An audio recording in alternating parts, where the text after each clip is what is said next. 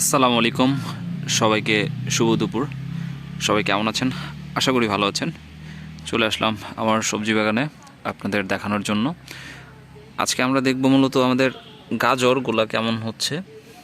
এই গাজরগুলো আমি শুরুতে একটা টবের মধ্যে কিছু বুনে নিয়েছিলাম, পরে ওই জায়গার থেকে বিগত 12-13 দিন আগে ট্রান্সফার করে আমরা এই জায়গায় বুনছিলাম। তো দেখতে পাচ্ছেন যে নতুন একটা দুইটা করে পুষি ছাড়ছে অলরেডি।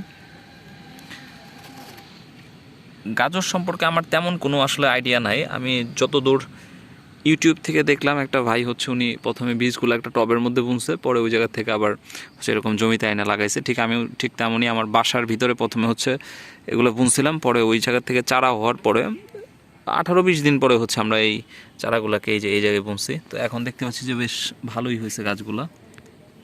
তো দেখতে পাচ্ছেন এই যে গাছগুলা খুব সুন্দর হয়েছে।